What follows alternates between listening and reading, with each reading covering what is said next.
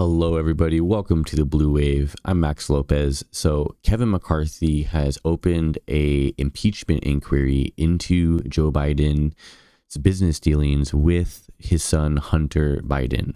And I'm going to let you know why this is going to backfire ultimately on the GOP and McCarthy, even if it doesn't end up succeeding at this point. And the blowback is probably already unavoidable at this point just by announcing the impeachment inquiry. But before I get into it, please be sure to like the video, subscribe, and comment down below. Let me know what you think about this latest move by McCarthy.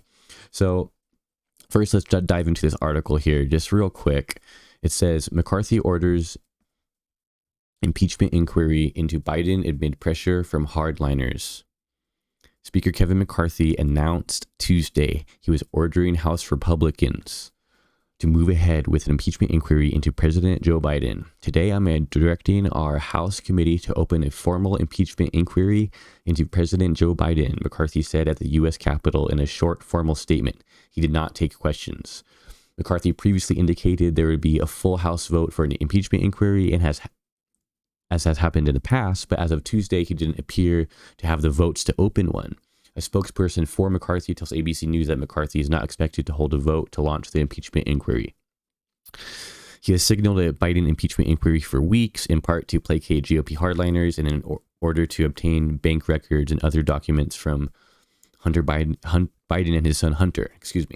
So this is going to ultimately backfire on the GOP, and there's a few different reasons why. But the first reason that sticks out in my mind is that the people that are clamoring for Hunter Biden and for Joe Biden to be in jail for Hunter Biden's business dealings in Ukraine or with whatever other country that they're claiming that these things happened, they're already hard dug in against Biden and against his son, Hunter. And they're already following this evidence that's been coming out, or a lack of evidence really, for quite a while. And every single step of the way, they're right there making a big stink out of everything to do with Hunter Biden.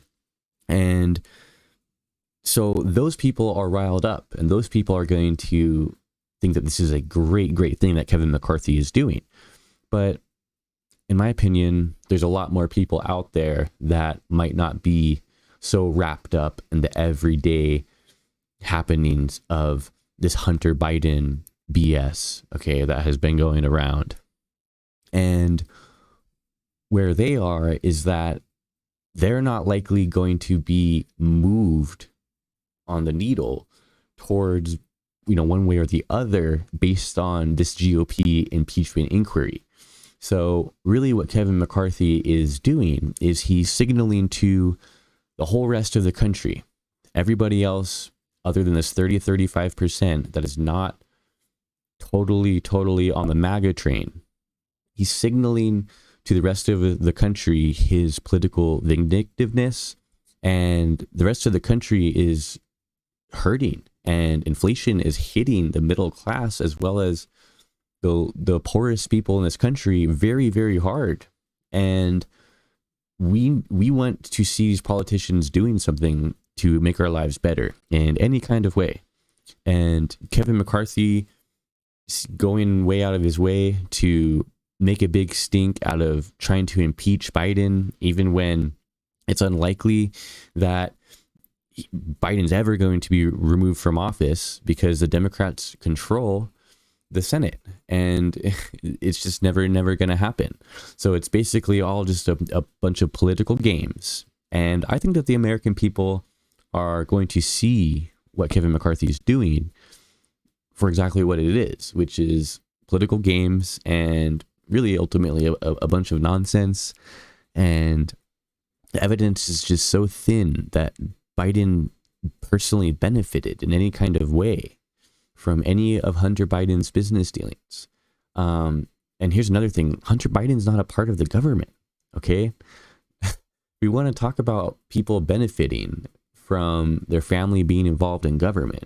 Why not let's talk about the hundreds and hundreds of millions of dollars that the Trump family raked in during Trump's reign and romp in the White House. I mean, they raked in hundreds of millions of dollars, folks. Go and look it up if you don't believe me.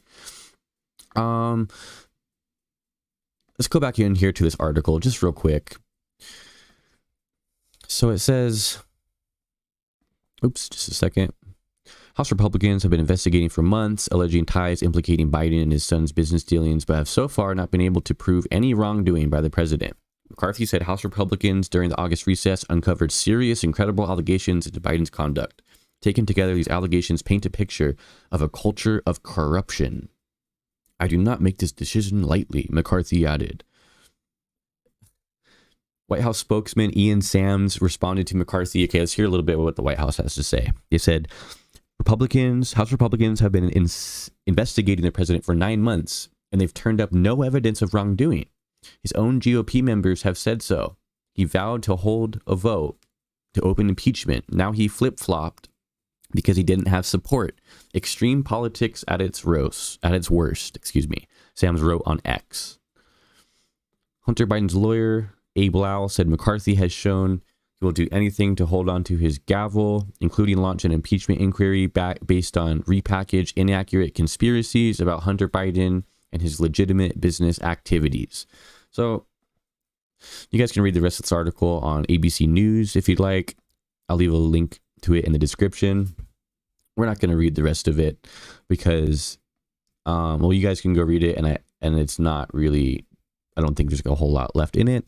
But yeah, so this is really easy for the White House to swat away this as being a political attempt and a political hack job of a political attempt by Kevin McCarthy to lash out at Biden and to appease the far right wing members of his party, the Freedom Caucus members, if you will, to basically appease them, but in the meantime, exposing to the whole rest of the country that's not wrapped up in the everyday happenings of Hunter Biden and wants to see the government doing things to benefit the American people and make our lives better.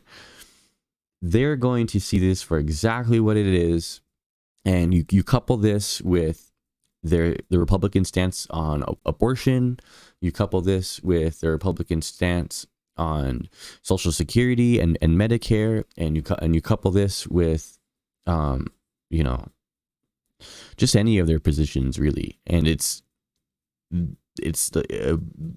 a political nightmare is beginning to shape up for the GOP in 2024.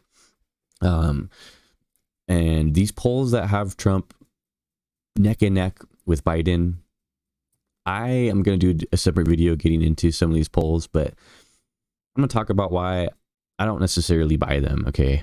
And I think that Biden's basically doing a pretty good job of what he needs to do to get reelected. And I know that there's some Democrats, people on the left that are probably take issue with my stance on this, but I think that Biden's doing an overall a good job. And in terms of his reelection campaign, I think that the political headaches of inflation and Biden's advanced age and some other shortcomings of him as a candidate, what's the fuckery that's happening in GOP world, okay? And Donald Trump's now 4 indictments, 4 times Trump's been arrested, okay? And Biden's problems just really kind of pale in comparison to a lot of what the Trump and the GOP is facing in 2024. And we need to drive the stake into the heart as liberals. We need to do it, because that's what we need to do to really make sure that this fascistic wave that's overtaken the Republican Party dies a sudden death and is erased from existence in our country, because it has no place belonging in our country. that's all I got for you guys in this one. I want to thank you so much for watching. Please be sure to like the video, subscribe to the channel, comment down below. Let me know what you think about Kevin McCarthy's political games that he's playing here with the impeachment inquiry. Let me know if you think it has any teeth at all. If you think that Hunter Biden is the worst thing in the whole world and is worse than Satan. Let me know that too, because that's an interesting comment as well.